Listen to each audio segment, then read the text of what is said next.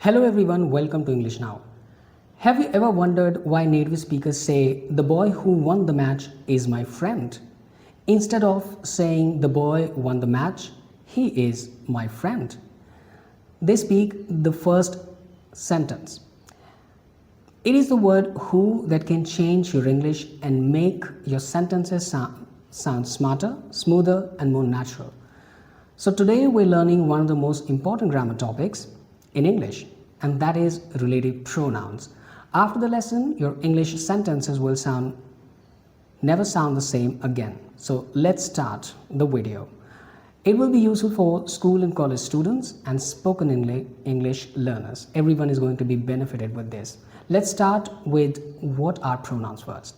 A pronoun is a word used instead of a noun. So whichever word we use instead of using noun, that is pronoun.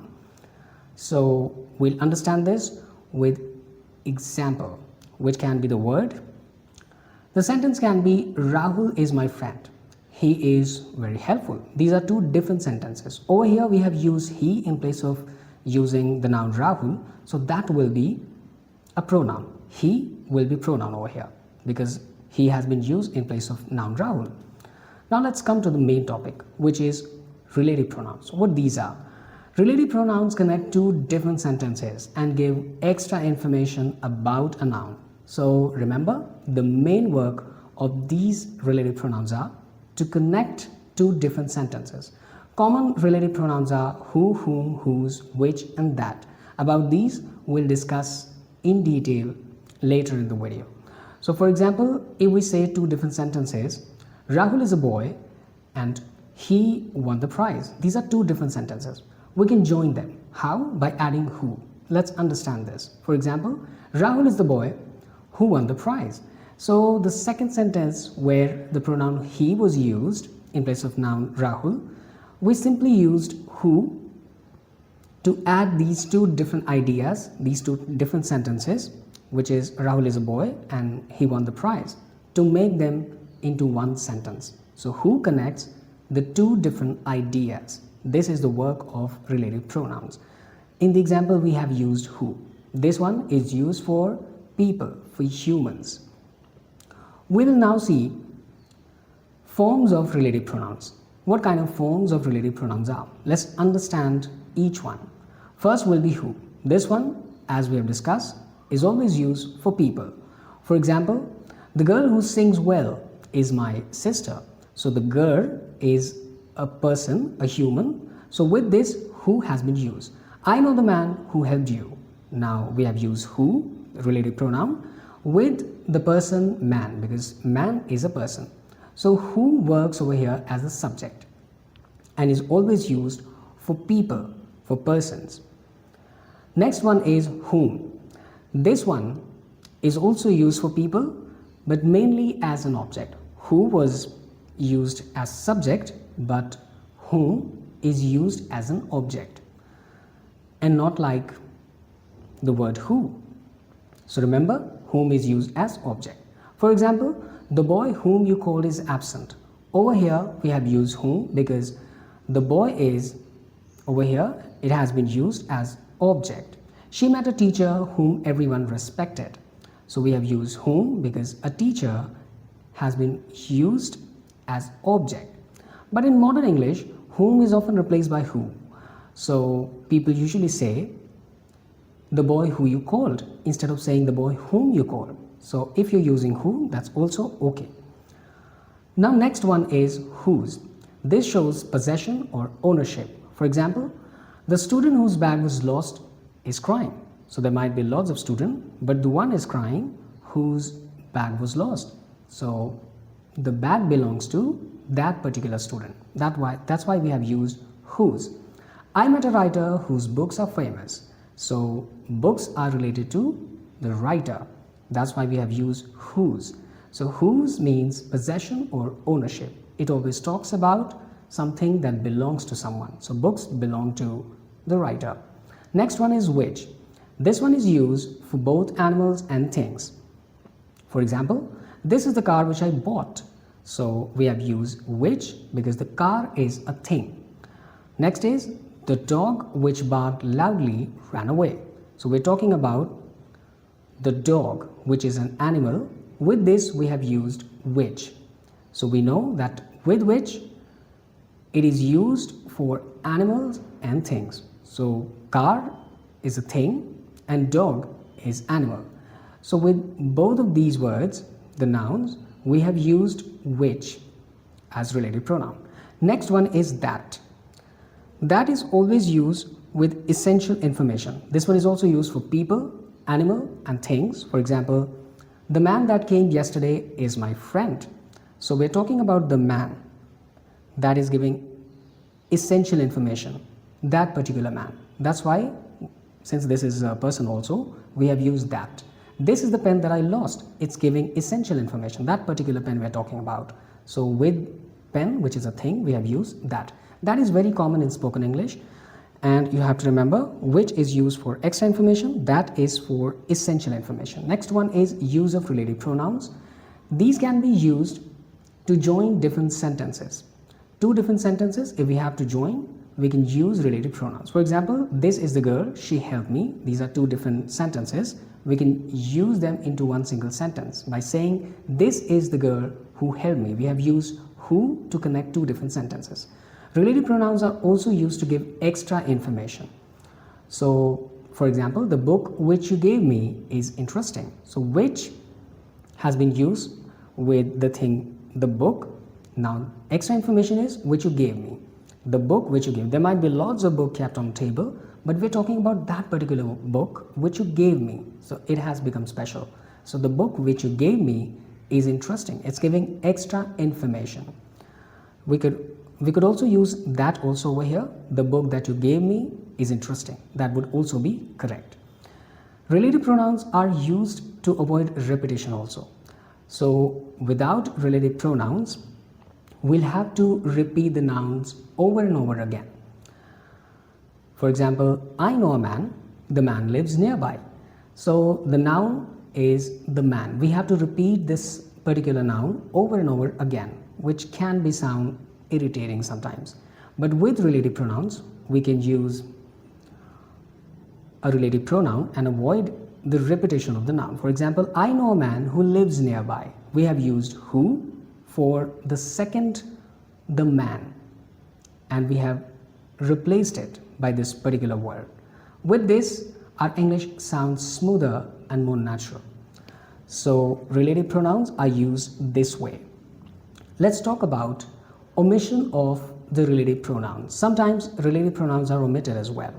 Sometimes we can remove the related pronouns, and when it happens, it usually happens when the pronoun is an object and not the subject. Remember, the pronoun always has to be the object and not the subject. If it is subject, we have to use related pronoun always. But if the pronoun is the object, we can omit it or not use it in that case. We can skip using that. So let's understand this with example. If the full sentence becomes this way, the book that I bought is expensive. Over here, the book is used, it has been used as object. So the related pronoun that can be omitted in this case because its noun, which is the book, has been used as object. Let's talk about the omitted version of it. The book I bought is expensive. Now both these sentences are correct. Let's understand this with another example. The person whom I met was kind. And if we say the person I met was kind, remember whom is always used with object. So the person was the object. So with this, whom we have omitted entirely and made another sentence, the person I met was kind. Both of these are correct. Over here, I has been used as subject, met is the verb, and whom is the object of the verb met, and object is the person. Object of the verb met and can be omitted. But remember, if the related pronoun is the subject, we just cannot omit it. If related pronoun is object, only then we can omit it. If related pronoun is subject, we always have to use it. So wrong will be saying the boy came yesterday is my friend. And right will be saying, the boy who came yesterday is my friend, because the boy is the subject. With this, we have used who. So we have to use it because this is the subject. Since you don't get confused, we have used this example. Let's break it into two different sentences to understand it even better. The boy is my friend. The boy came yesterday. These are two different sentences. The boy is in both the sentence. This one is the subject. Now, to avoid repetition, we replace the second, the boy, with who. Hence, this is the subject. So if someone asks who came yesterday, answer will be the boy. So who is doing the action? Because it is the subject. So we cannot omit it. Remember this. As subject, we can't omit it. If we remove who, what will happen then? Let's understand that. Then the sentence will be, the boy came yesterday is my friend. Now in this sentence, it can be confusing because the boy came yesterday, it looks like a complete sentence in itself. It doesn't need is my friend, this particular phrase. If someone says this way, then is my friend, which appears suddenly, it can create connection breaks. It can be confusing then. And people may ask, what is my friend, this particular phrase doing over here? Because the boy came yesterday is a complete sentence in itself. So this particular thing is not needed, remember. Next point is omission of the antecedent. What is this? What is antecedent? Antecedent is the noun before the relative pronoun. So before relative pronoun, whichever noun we use is antecedent. That is antecedent. When I say antecedent, you have to remember that we are talking about the noun which is used before the relative pronoun. Example, when antecedent is directly mentioned in the sentence. For example, the boy who is running. Antecedent is the boy, and with this, who is running is another phrase. Here, boy is antecedent. Who refers to boy. We have to mention it. Sometimes the antecedent is not directly mentioned, especially after the words like what, whoever, whichever. With these antecedents elope. For example, with what, it can be I know what you need. It means I know the thing that you need. So the thing has been missing. It's hidden. Whoever, it means whoever works hard succeeds. This is example. It means any person who works hard succeeds. So the word any person is missing, is hidden. Whichever, it means, for example, take whichever you like. It means take anyone that you like. So with this, thing has been hidden. Take whichever thing you like. So there might be lots of things kept on a table, and it's talking about that. So thing is hidden. Next point is agreement of the relative pronoun and its antecedent. How we have to use it. The relative pronoun should clearly refer to the correct noun. It should be the relative pronoun should be correct with the correct noun. What does that mean? So correct will be saying, the girl who is singing is my cousin. So girl is a person. With person, we always use relative pronoun who. This is talking about. Who refers to the girl. Next example is, this is the dog which bit me. So dog is animal, and with animal and thing we use which. So we have used which. We can't use who. If we use who, this is the dog who bit me, then this will be wrong. This is what this topic is talking about. The correct relative pronoun we have to use with the correct kind of antecedent. Verb agreement sometimes is also important. So with singular antecedent, we have to use singular verb. For example, the boy who is standing there is my friend. So boy is singular, we have to use singular verb with it as well. So is has been used as singular verb. If the antecedent is plural, we have to use plural verb then. For example, the boys who are standing there are my friends. So boys is plural, and with this we have used plural verb are. Is we can't use because that will be singular verb. We have to use plural verb, which is are, because antecedent is plural, boys. Now next point is position of the relative pronoun. What is this? A relative pronoun should come close to its antecedent. Otherwise the sentence becomes confusing. What is antecedent? The noun before the relative pronoun. So relative pronoun should always come close to its particular noun, which is the antecedent. So let's understand this with some examples. Confusing will be saying, I met a girl yesterday at the station who lives in Delhi.